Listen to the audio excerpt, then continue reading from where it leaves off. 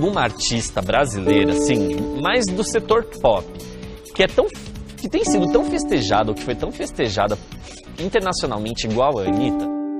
A Anitta já deu uma declaração dizendo que, naquele momento, não era ela, Larissa, mas sim uma personagem, a personagem Anitta, a cantora, a atriz, enfim. Então tá. Na música Não Perco Meu Tempo Mais, a cantora interage com ela mesma, além de beijar 24 pessoas, entre homens e mulheres. Tempo pra te escutar.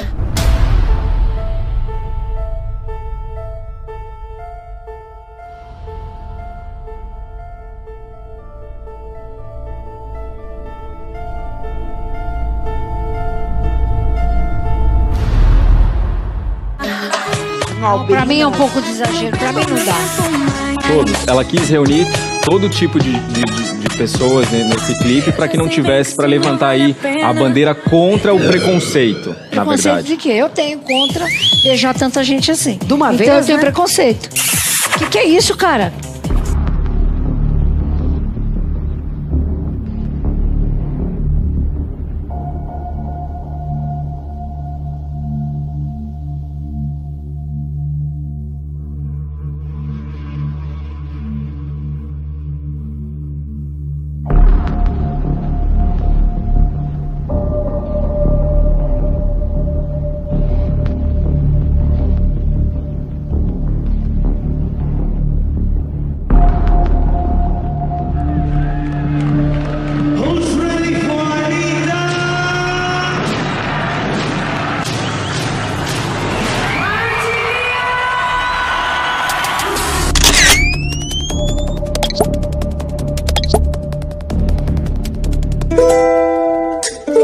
Hoje a ideia é trazer cobras, porque eu falo de veneno, que eu controlo o corpo do rapaz do seduzido.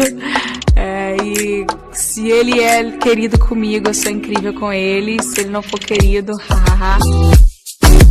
A gente teve todo o cuidado do mundo, todo o carinho aqui durante as gravações de como fazer as cobras participarem.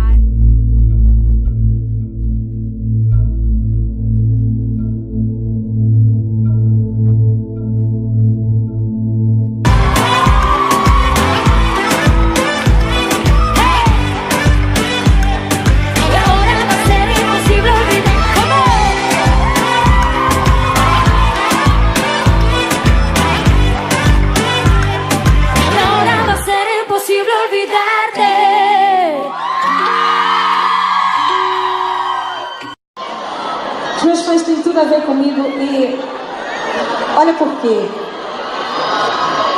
Os meus pais são quem eles quiserem. Aqui a gente tem adulto, a gente tem criança, a gente tem idoso, a gente tem hétero, a gente tem homossexual, a gente tem tudo aqui dentro, gente. A gente pode ser o que a gente quiser. E por isso é que a gente tem que ser aquilo que a gente é sempre, sem vergonha, fazer o que a gente quer fazer. E não importa o que as pessoas vão pensar, o importante é que a gente seja feliz e respeite o próximo sempre. E seja você. Eu acho importante a gente entender um pouco o que é ideologia, porque nós já estamos imersos nelas e nós não entendemos o quanto elas já estão enraizadas no nosso dia a dia, regulando o nosso comportamento, regulando a nossa fala, a nossa vida social, as nossas roupas, os nossos hábitos, as nossas preferências. Nós não nos damos conta, mas já estão.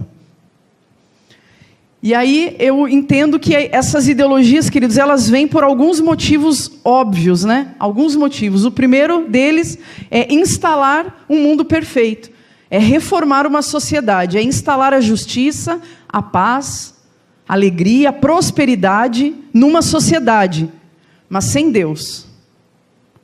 Uma vez eu peguei um cara que falou assim pra mim: se tu fosse minha mulher, a primeira coisa que ia mudar é se rebolar aí na frente dos outros e ia acabar. Eu falei: ah, entendi. Pra me pegar é legal. Pra ser tua mulher não dá. Hipocrisia que não dá, sabe por quê? Eu prefiro ficar sozinha do que ser subordinada.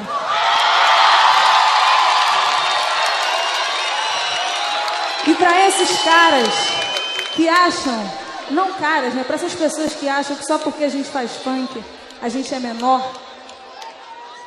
Tem uma coisa para falar. Vocês pensaram mesmo que eu não ia falar minha bunda hoje, né? As ideologias, elas têm o objetivo também de controlar regular o nosso comportamento, a nossa vida. Ou seja, resumindo, aquilo que eu devo crer, como eu devo agir, o que eu devo fazer, com quem eu devo me relacionar. É um mundo de fábulas, né? Que nos proporcionam prazeres que o mundo real nos limita para o nosso próprio bem. Foi assim desde o início, né? Deus nos privando de prazeres, porque são prazeres de morte. Alguns prazeres eram prazeres de morte. E Deus deu um limite ao ser humano: não coma desta árvore. Não era opcional, era não coma desta árvore. Não se misture com o engano, não se misture com a mentira.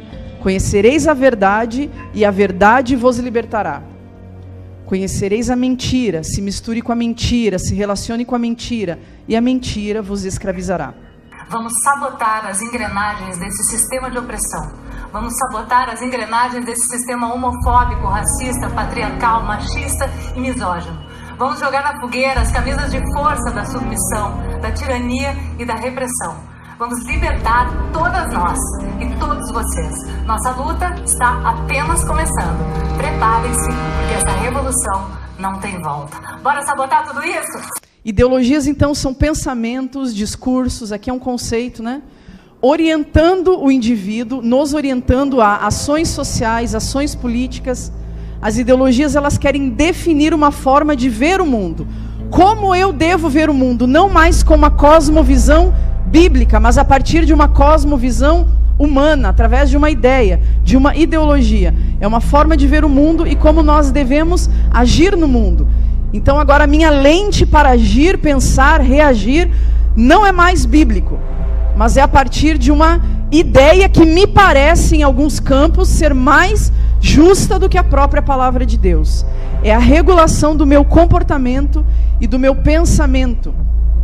Toda ideologia, queridos, elas vêm em países ou em nações que têm uma base judaico-cristã. As ideologias, elas brotam como um inimigo para combater o cristianismo, combater uma verdade absoluta na qual aquela sociedade já está firmada e caminha. As questões de gênero, então, são muito interessantes. Por exemplo, um aluno fica 3 anos no ensino médio, 3 anos, para responder a seguinte questão, número 31. A questão diz o seguinte: Acuenda Upajubá, 2 pontos. Conheço o dialeto secreto utilizado por gays e travestis. Quer dizer que um aluno fica 3 anos no ensino médio para responder a questão número 31. Vou repetir. Acuenda Upajubá. Conheço o dialeto secreto utilizado por gays e travestis. Bolsonaro voltou a falar sobre o que pensa sobre ideologia de gênero nas escolas. E queremos que na escola a molecada aprenda algo que no futuro lhe dê liberdade. Ele possa ganhar o seu pão com o seu trabalho e não fique com essas questões menores que a gente vê por aí, ideologia de gênero. Que importância tem isso? O discurso do Bolsonaro, ele tem que ser sempre interpretado como uma reação à supervalorização das pautas da minoria, né? Eu acredito que uma democracia é o regime das maiorias que respeita as minorias, né? Acima de tudo.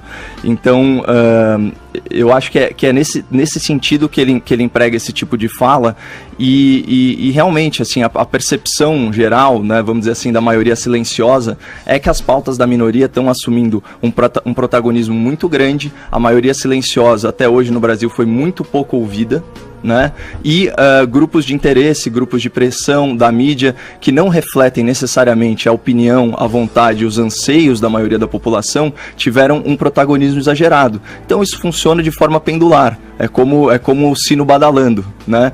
Tem uma hora que está pendendo mais para o lado, é normal que a reação venha mais forte para o outro lado. A ideologia de gênero, ela admite que a natureza humana, ou seja, aquilo que Deus nos fez e como Deus nos fez, queridos, não tem nada a dizer a nosso respeito. Mas nós mesmos, nós que nos intitulamos, nós formamos a nossa self, né? Nós nos tornamos livres para nos moldar de acordo com o que a gente quer. e não com aquilo que Deus nos fez. Através de neofaloplastia, através de rinoplastia, que são as cirurgias plásticas aí para descaracterizar o seu corpo e colocá-lo da maneira como você se vê, não como Deus te fez. O gênero, então, ele é mutável, ou seja, não está enrijecido num gênero só. Eu não sou homem exclusivamente ou mulher exclusivamente. E aí, queridos, eu comecei a pensar a respeito da serpente de hoje. Porque ela ainda está atuando. E muito. Muito, queridos. Só que ela mudou a forma de atuar, né? Hoje a serpente é uma ideia. Né? A serpente hoje está inserida na nossa cultura, a partir das ideologias. Igreja, família e escola. Que continuam dizendo que, porque esse menininho aqui nasceu com um penizinho, ele é homem. Ou seja, estão continuam impondo sobre as crianças um sexo, um gênero, e não permitindo que essas crianças sejam livres, para quando crescer, decidir pelo seu gênero. Então, essas três instituições, segundo o marxismo feminista, né, da Shulamita Firestone, que nós vamos ver um pouquinho depois, são instituições que precisam ser abolidas. Por quê? Porque continuam dizendo que menina, que porque nasceu com uma vagina é menina, nasceu com pênis é menino. Aquele rapaz, o Pablo. Pablo Vittar. Eu já vi o dele. Tava na internet, não tava na internet? Então, ganhou como a melhor cantora, mas não é cantora, quem tem cantor. Agora, o homem mais sexy, a Tami, ela não tem. O primeiro núcleo familiar se formou entre um homem e uma mulher a partir, segundo Karl Marx, do excedente, do que o homem começou a juntar para si. Começou a juntar para si e começou a juntar para o outro também. Começou a exceder os bens que aquele homem guardava. E aquele homem não tinha para quem deixar o seu excedente, porque ele não tinha filhos. Ele tinha filhos, mas ele não sabia quem era. Ele tomou, então, esse homem primitivo, ele tomou posse de uma única mulher, para que soubesse, então, quem eram os seus filhos, para que pudesse, então, deixar o seu legado. Marx entendeu, então, que essa mulher, posse desse homem, era a primeira propriedade privada do homem, era essa mulher. E a verdadeira guerra, né, de desigualdade, a luta de classes, a luta de minorias começou ali dentro. Da mulher, que é o ser mais frágil, né, pelo homem, que é o opressor, né, é aquele que oprime. E a mulher e os filhos são os oprimidos. Então, para a verdadeira sociedade justa e igualitária se instalar, nós precisamos acabar com essa diferença, com essa superioridade, com essa psicologia do poder do homem sobre a mulher. E a mulher precisa se libertar. Libertar da domesticidade, libertar da maternidade, libertar da biologia, libertar da família. Porque se a mulher não se libertar desse marido, desse núcleo familiar, ela continuará para sempre ser oprimida.